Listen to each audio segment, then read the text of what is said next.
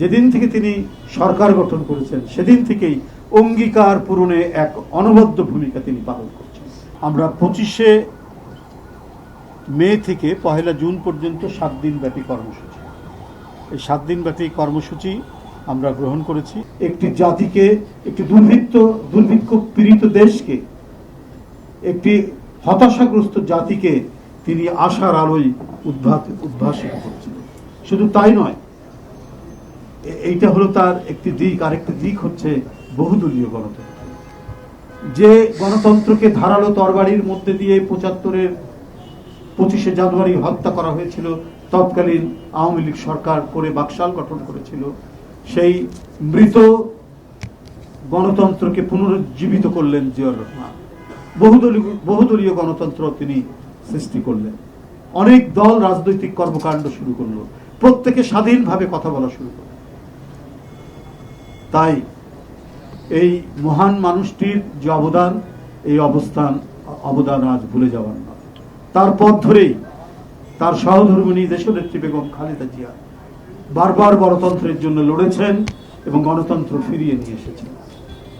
অবিরাম এবং নিরবচ্ছিন্ন তার সংগ্রামে তিনি ব্যক্তিগতভাবে তিনি নিপীড়নের শিকার হয়েছেন, নির্যাতিত হয়েছেন। এরশাদের আমলে তাকে কারাগারে গ্রেপ্তার করা হয়েছিল, তাকে গৃহবন্দী করা হয়েছে বারবার, কিন্তু গণতন্ত্রের প্রশ্নে তিনি নিরাপোষ থেকেছেন, আপোষহীন থেকেছেন, তাকে বিন্দুমাত্র বিচলিত করতে পারে।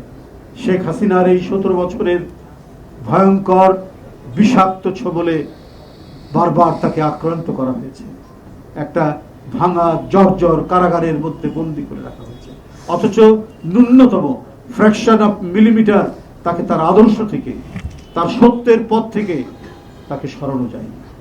এই দুই মহান নেতার পথ ধরেই তার জ্যেষ্ঠ পুত্র আজকে গণতান্ত্রিক সংগ্রামে অবতীর্ণ হন 2018 সাল থেকে।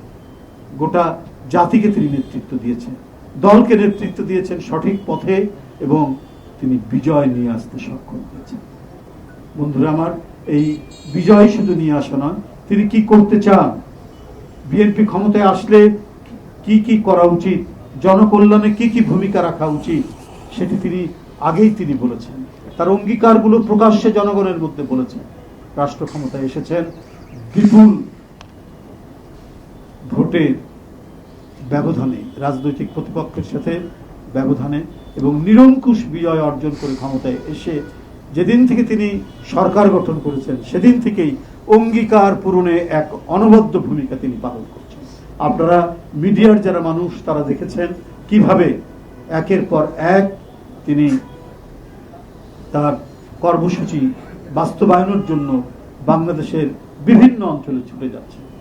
তিনি তার ফ্যামিলি কার্ড, কৃষক কার্ড এবং আগামী দিনে হেলথ কার্ড তিনি করবেন, সেই প্রতিশ্রুতি সহ ইতিমধ্যে যে প্রতিশ্রুতি দিয়েছেন সেইগুলো তিনি বাস্তবায়নের জন্য তিনি ছুটছেন এবং ব্যাপকভাবে সারা বাংলাদেশে সে দিচ্ছেন। শুধু তাই নয়, তার পিতার পথ ধরেই তিনি আবারও এই দেশকে খাদ্যে স্বয়ংসম্পূর্ণ করার জন্য তিনি পদক্ষেপ গ্রহণ করেছেন। আবার খাল কাটা কর্মসূচি তিনি চালু করেছেন এবং ইতিমধ্যেই এটি সাড়া ফেলেছে সারা বাংলাদেশে, এবং যেখানেই যাচ্ছেন তিনি খাল কাটা কর্মসূচি পুরো দমে সেখানে চালিয়ে যাচ্ছেন। তাই বন্ধুরা আমার, যে প্রতিশ্রুতি দেওয়া এবং পূরণ করার মধ্যে বড় ঘাটতি এদেশে দেখা গিয়েছিল আগে। বিভিন্ন রাজনৈতিক দল বা একটি রাজনৈতিক দল বারবার প্রতিশ্রুতি দিয়ে জনগণের সাথে প্রতারণা করেছে। 10 টাকা কেজি চাল খাওয়াতে পারেনি, ঘরে ঘরে চাকরি দিতে পারেনি, বিনামূল্যে সার দিতে পারেনি, কিন্তু তারা বলেছিল।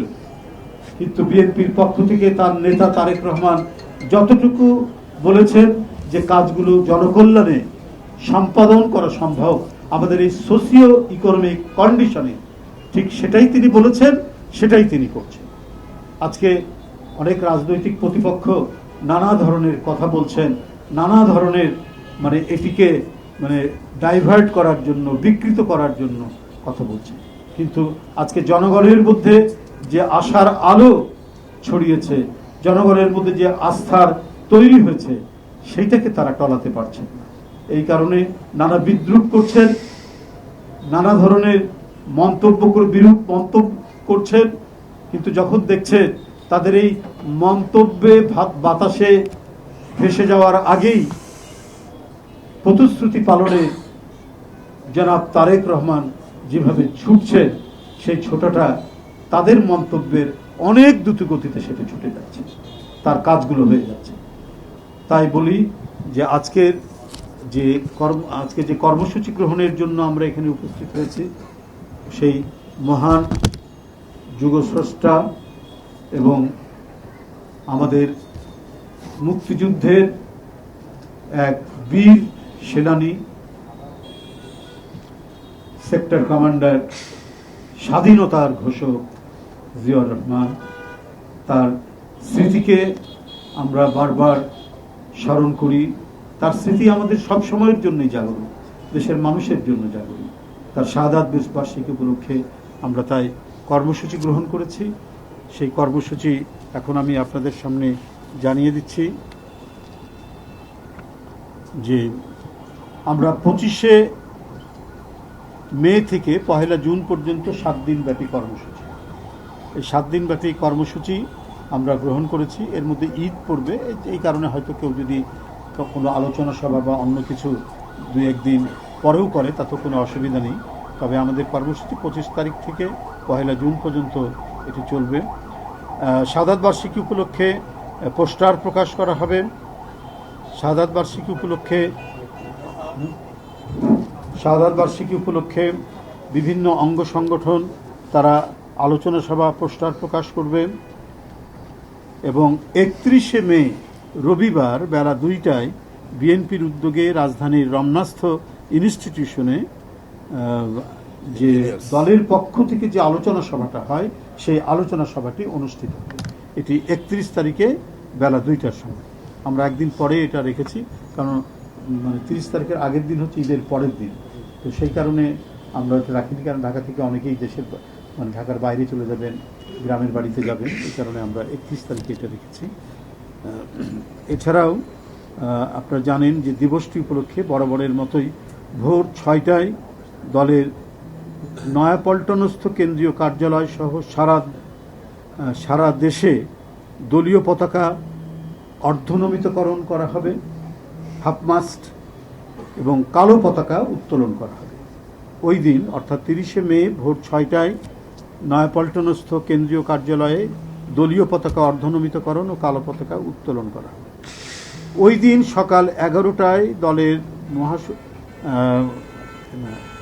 এখানে যেতে পারে, সকাল 11টায় দলের সিনিয়র নেতৃবৃন্দ সহকারে বিএনপির নেতৃবৃন্দ এবং অঙ্গ সংগঠনের নেতৃবৃন্দ শহীদ রাষ্ট্রপতি জিয়াউর রহমানের মাজারে পুষ্পার্ঘ্য অর্পণ ও মাজার জিয়ারত করবেন এবং জিয়ারত শেষে জাতীয়তাবাদী ওলামা দলের উদ্যোগে মাজার প্রাঙ্গণে দোয়া মাহফিল অনুষ্ঠিত হবে।